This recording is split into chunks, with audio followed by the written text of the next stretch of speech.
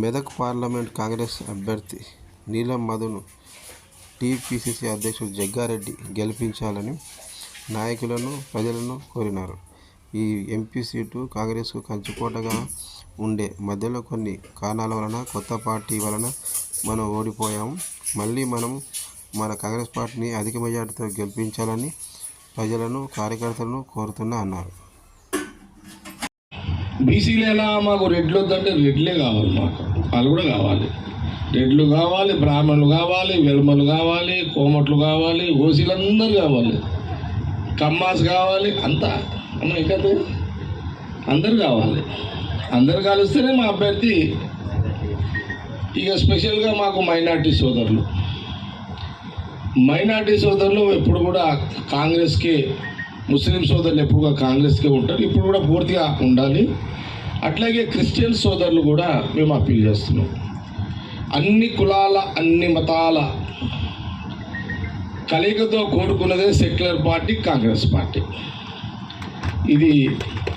ఈ విషయాన్ని ఒకసారి మేము మీడియా ద్వారా యావత్ రాష్ట్ర ప్రజలకు, మెదక్ పార్లమెంటు ప్రజలందరికీ కూడా తెలియజేయడం జరుగుతున్నది. మీకు తెలిసిన విషయమే తెలియజేయడం జరుగుతున్నది. కాబట్టి తప్పకుండా మనమందరము, పార్టీ నాయకులము, కార్యకర్తలము, ఎవరి నియోజకవర్గాల్లో వాళ్ళందరం కూడా, ఇప్పుడు సంగారెడ్డి ఉంది, నిర్మల గారు చూసుకుంటారు, బ్యాక్గ్రౌండ్ ఉన్నది అంతా. ఇప్పుడు పడంచేరు ఉంది, శ్రీనివాస్ గారు చూసుకుంటాడు, బ్యాక్గ్రౌండ్ మధు చూసుకుంటాడు, ఫ్రంట్ మీరందరూ చూసుకుంటారు. హనుమంతరావు గారు ఉన్నారు, అలా కొడుకు చూసుకుంటాడు, ఆయన బ్యాక్గ్రౌండ్ మళ్ళీ ఆయన కూడా చూస్తాడు. హనుమంతరావు గారు అంటే ఆయన ఇక్కడనే కాదు, సిద్దిపేట పోతాడు, దుబ్బాక పోతాడు, అంతా పోతాడు. కొండా సూరిక గారు ఇంకా గలం ఇప్పలేదు, ఇప్పుతుంది, ఇక టైం ఉన్నది. ఇంకా